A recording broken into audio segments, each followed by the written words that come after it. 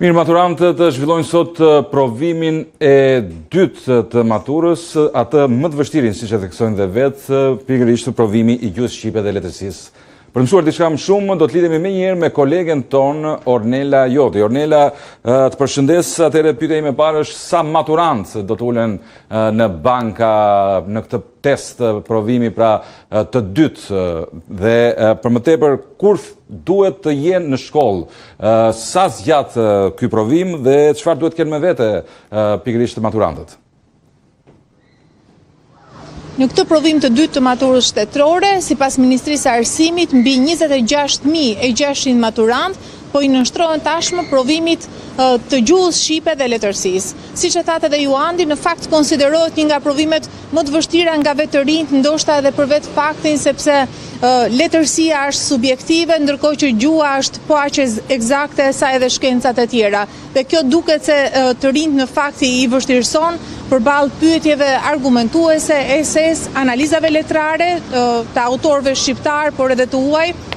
gjithashtu edhe pyetjeve që masin nivelin gjuhësor në morfologji dhe sintaks. Tashmë ka filluar provimi në 144 qendra provimi në të gjithë vendin dhe sipas informacioneve, sipas rregulloreve të maturës shtetërore, të rinj duhet të jenë më shumë se sa një orë para në ambientet e shkollës ku zhvillohet apo në ambientet ku zhvillohet provimi sipas ndarjes që është bërë më herët nga drejtoria e shkollës. Sigurisht me vete duhet të kenë vetëm kartën e identitetit, stilolapsin, mjetet pra për të shkruar dhe sigurisht edhe një shishe ujë për shkak edhe të temperaturave të larta. Asgjë tjetër nuk është e lejuar për maturantët dhe çdo pajisje tjetër, qoftë kjo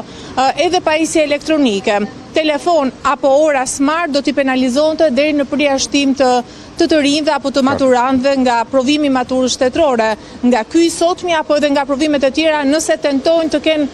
mjete elektronike apo edhe pajisje të tjera që nuk e përcakton rregulloria e maturës shtetërore. Qartë, ju thatë që janë 144 qendra provimi në mbar vendin, por kjo mbarvajtje nga sa mësues administrator mbështetet nëse keni dieni dhe për më tepër sa monitorues nga Ministria e Arsimit janë dhe në fund fare sa vlerësues të korrigjimit do të jenë? Janë mbi 2000 mësues, tashmë që quhen administratorë që do të mbikëqyrin mbarvajtjen e provimit, ashtu siç ndodhi në provimin e gjuhës angleze edhe ditën e sotme, 2000 mësues janë shpërndarë në të gjitha shkollat e vendit, pra 144 qendra provimi dhe po ashtu monitorohen nga rreth 170 punonjës të dërguar nga Ministria e Arsimit. Sigurisht është një proces që do zgjas, pra provimi zgjat 2 orë gjysmë dhe përgjatë 2 orë gjysmë administratorët monitorojnë të gjitha ambientet, kanë për detyrë edhe sipas rregullores standardizuar të maturës shtetërore kanë për detyrë të monitorojnë dhe të mos lejojnë shkeljen e rregullores në mënyrë që provimi të jetë i drejtë, i barabartë dhe i standardizuar. Ndërkohë që siç e theksova monitorohen edhe nga punonjës të Ministrisë së Arsimit në mënyrë që të mos ketë dalje të tezës apo edhe shkelje të tjera ashtu siç ka ndodhur edhe në vitet e mëparshme në mënyrë të përsëritur thuajse në çdo provim të maturës shtetërore. Sa i përket pyetjes së korrigjuesve Andi, në fakt është një numër i konsiderueshëm mësuesish, të cilët sipas lëndëve përkatëse në varësi të provimit mblidhen pranë shkollës Ismail Qemali këtu në Tiranë, ku korrigjojnë testet e provimit pasardhës. Konkretisht mund të them që janë në prag të mbylljes provimet e gjuhës angleze, i pari maturës shtetërore dhe ndoshta ditën e nesërme apo të njëjtë, ashtu siç është bërë tradit, Ministria e Arsimit do të shpallë rezultatin e provimit të parë të maturës shtetërore dhe jo pa qëllim është zgjedhur 1 apo 2 ditë më pas në mënyrë që të rinjt të mos ndikohen emocionalisht në provimin që kanë ditën e sotme këtë të martë. Testi i parë i maturantëve, pra provimi i parë u quhet një sukses nga Ministria e Arsimit. Kjo për çfarë? Flasim gjithmonë për dekonspirimin e tezës apo kishte diçka më shumë? Në fakt, Ministria e Arsimit, drejtuesit e saj edhe gjatë bisedave që kemi patur me A2 CNN me drejtues të Ministrisë së Arsimit nuk e kanë fshehur në fakt kënaqësinë që provimin e parë të maturës shtetërore, Ministra e Arsimit Mirela Kumbaro, le themi ka procesin e parë si ministre në krye të këtij dikasteri dhe le themi që e kaloi me sukses provën apo provimin e parë pasi nuk doli teza. Siç dihet Andi edhe në raportimet që kemi bërë edhe më herët, edhe vitet e kaluara, thuajse në çdo provim të maturës shtetërore, teza dilte sapo maturantët, sapo hapej teza në ambientet e provimit, 30 deri 40 minuta nga nisja e provimit, teza shpërndaj në rrjetet sociale e më pas shpërndaj edhe e zgjitur ushtrim. Kjo gjë padyshim cënonte standardin e maturës shtetërore, edhe pse mund të kishte le të themi një lloj hetimi nga Ministria e Arsimit, asnjëherë nuk i dha zgjidhje problemit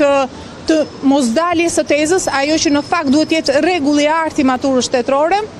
Duket se në provimin e parë Ministria e Arsimit, Ministria Kumbaro e arriti të paktën të izolojë, ta mbaj brenda ambienteve të provimit tezën e gjuhës angleze. Do të shohim se ç'do të ndodhë ditën e sotme, nëse në fakt do të arrihet që të mos dalë teza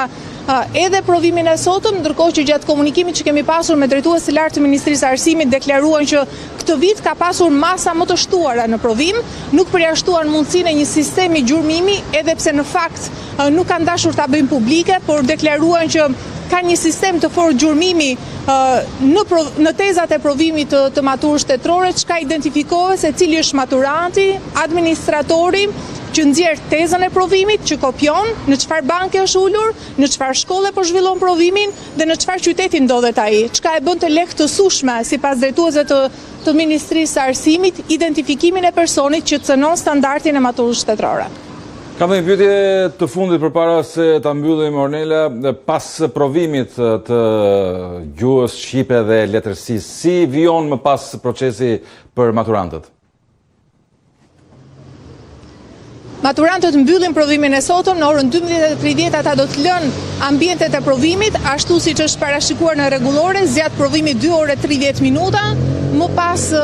pritet që të marrin notat e provimit të parë të gjuhës angleze të mërkur apo të enjte, ndërkohë që vijojnë konsultimet për lëndën pasardhëse, e cila do të jetë lënda e matematikës, është provimi i tretë i maturës shtetërore, jo më pak i vështirë se letërsia dhe gjuha shqipe, pa diskutim është në një farë mënyrë edhe ai provim që selekton maturantët në varësi të njohurive të tyre, ndërkohë që grupi korrigjuesve të gjuhës dhe letërsisë mblidhen në shkollën Ismail Qemali për të nisur korrigjimin e 26.600 tezave të maturantëve të gjuhës shqipe dhe letërsisë,